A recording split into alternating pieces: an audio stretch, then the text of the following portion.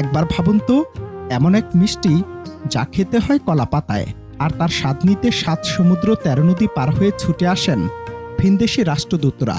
কোনো রূপকথার গল্প নয়, এটি খুলনার এক জ্যান্ত ইতিহাস, যেখানে মিষ্টি পরিবেশন করা হয় আধুনিক সিরামিক বা প্লাস্টিকে নয়, বরং সবুজ কচি কলা পাতায়।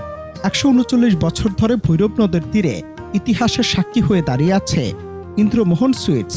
১৮৯০ সাল থেকে আজ পর্যন্ত যার প্রতিটি কামড় যেন আপনাকে নিয়ে যাবে ১ শতাব্দী আগের সেই আদি ও অকৃত্রিম বাংলার স্বাদ গন্ধে। স্বাদের এই মহাকাব্য শুরু হয়েছিল ইন্দ্রমোহনদের হাত ধরে। প্রতিদিন ভোর হতেই ১২০ থেকে ১৬০ কেজি টাটকা দুধের ছানা থেকে শুরু হয় মহাযজ্ঞ। পান্তুয়া, সন্দেশ, চমচম কিংবা দানাদার পুরনো সেই ঘরানা আজও অটুট। খাঁটি দুধ আর সামান্য ময়দার মিজেলে তৈরি এই মিষ্টির কারিগররা যেন এক একজন শিল্পী। সবচেয়ে বড় বিশেষত্ব হলো এখানে মিষ্টি বাসি করার সুযোগ নেই। যা তৈরি হয় তা সূর্যাস্তের আগে শেষ হয়ে যায়। প্রজন্মের পর প্রজন্ম পার হলেও ইন্দ্রমোহন সুইটসের স্বাদে কোনো বদল আসেনি, বদলায়নি গ্রাহকদের অগাধ ভালোবাসাও। ইন্দ্রমোহনের মিষ্টি আমরা ছোটবেলা থেকেই খাচ্ছি এবং অতীতে এই দোকানটা আরও সামনে ছিল, সেই দোকানটাতেও আমরা খাইছি এবং এনারা নির্দিষ্ট পরিমাণ মিষ্টি তৈরি করেন।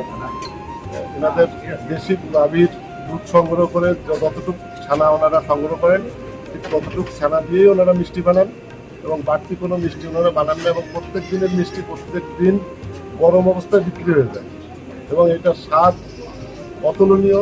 এই মিষ্টির সুবাস পৌঁছে গেছে ৭ দেশের রাষ্ট্রদূতের ড্রয়িং রুম পর্যন্ত। ২০১৯ সালে খোদ মার্কিন রাষ্ট্রদূত আল রবার্ট মিলার এই দোকানের মিষ্টি খেয়ে এতটাই মুগ্ধ হয়েছিলেন যে সঙ্গে করে নিয়ে গিয়েছিলেন বেশ অনেকটা।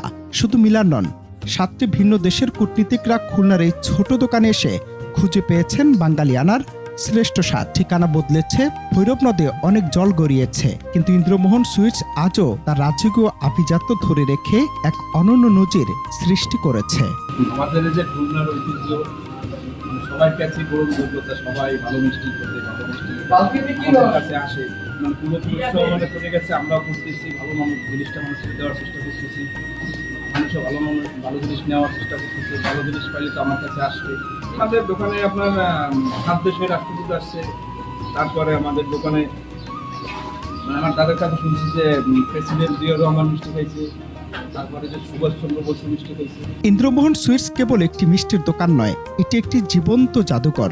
১ শতকেরও বেশি সময় ধরে তারা কেবল মিষ্টি বিক্রি করছে না, বরং তারা বিলিয়ে দিচ্ছে বাংলার ইতিহাস, ঐতিহ্য আর সংস্কৃতি। আপনি যদি ভোজন রসিক হন এবং ইতিহাসের স্বাদ নিতে চান, তবে খুলনার এই ঐতিহ্যের অংশ হতে একবার আপনাকে আসতেই হবে, কারণ এই কলাপাতার মিষ্টির মেলবন্ধনে লুকিয়ে আছে আমাদের মাটির টান।